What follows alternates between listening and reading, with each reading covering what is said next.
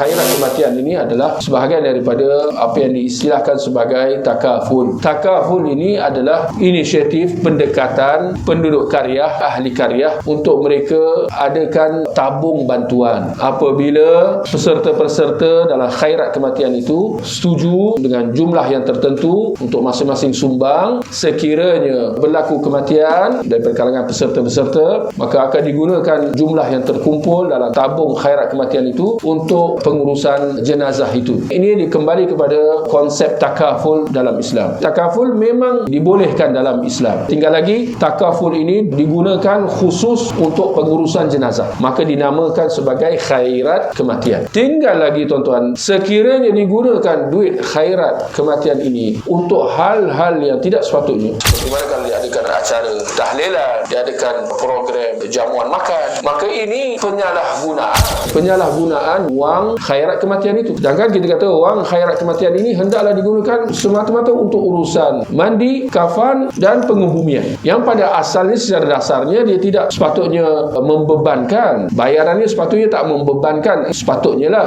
Tapi kita maklumlah pada hari ini sukar untuk kita nak dapat orang yang boleh melakukannya secara sukarela. Maka tak ada masalah. Tak ada masalah diupah seseorang untuk melakukan kerja-kerja ini. Apa dia? Mandi jenazah, kafan, kemudian mungkin pengangkutan kalau perkuburannya jauh, dan kemudian pengebumian dia. Tak ada masalah kalau dia sediakan sedikit bayaran untuk orang yang membuat urusan-urusan ni. Tetapi setakat itulah, untuk digunakan duit khairat kematian untuk hal-hal yang selainnya seperti yang kita sebutkan tadi, maka tidak wajar. Maka kita kena ambil maklumlah, siapa yang menyumbang dalam khairat kematian ni, dia kena pastikanlah kalau dia melihat bahawa sumbangan khairat kematiannya digunakan untuk hal-hal yang tidak sepatutnya, hal-hal bid'ah yang menyalahi sunnah, saya kira bahawa sepatutnya kita berlepas diri daripada tabung khairat yang seperti itu, supaya kita tak bersekongkol, kita tak sekongkol dalam hal-hal yang menyalahi agama. Jadi itu maksud khairat kematian.